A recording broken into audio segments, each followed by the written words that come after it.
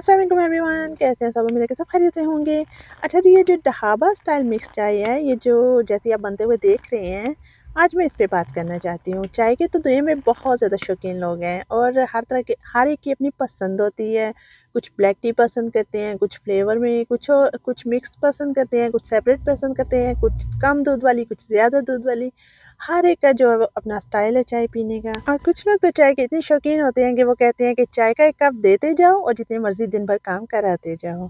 तो ये तो होगी बात सबकी अपनी-अपनी पसंद की।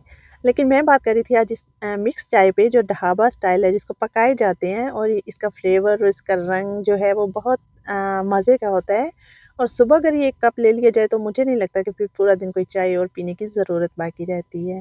हालाँकि ज़्यादा तौर पे ये कहा जाता है कि ये ऐसी जो होती है थिक सी चाय जो होती है या सिर्फ़ दूध पत्ती वाली जो होती है वो सेहत के लिए इतनी अच्छी नहीं होती। लेकिन इसका टेस्ट इतना प्यारा होता है कि बंदा दूसरी और कोई चाय जो हम लोग यूज़्ड टू हैं इस तरह की पीने की तो हम तो सेपरेट चाय या कम दूध वाली सोच भी नहीं सकते। और इसके बाद नाश्ते के बाद जैसे ही मैं बाहर आई तो ये बाहर इतना पत्तों का गंद पड़ा हुआ था लेकिन अभी इसको नहीं उठा सकते क्योंकि ये दरख्त जब तक ये सारे पत्ते नीचे नहीं गिरते ये बार-बार गिरते ही रहेंगे।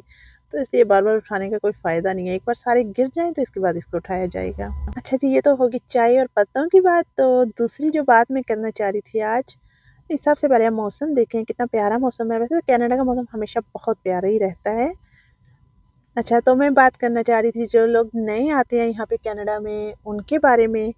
जब वो मार्केट वगैरह में जाते हैं घर का किचन का कोई सामान लेने के लिए, तो मैं उनको कुछ टिप्स देना चाहती हूँ। जो नए लोग आते हैं, जो बचत करना चाहते हैं, तो उनके लिए क्या टिप्स हैं। बाकी तो जितनी भी टिप्स हैं इस पे वो मैं आपको किसी और वीडियो पे बताऊँगी, लेकिन आज जो मैं आपको ख़ास बताना चाहती हूँ इसको गौर से सुनिएगा।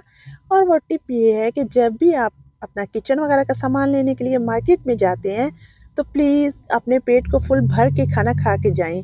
अगर आप भूखे पेट चले जाएँगे तो आप यकीन करें कि आपका सारा बजट ख़राब हो जाएगा क्योंकि भूखे पेट जाने से आपको हर चीज़ मज़े की लग रही होगी, आप सब कुछ उठा लेंगे।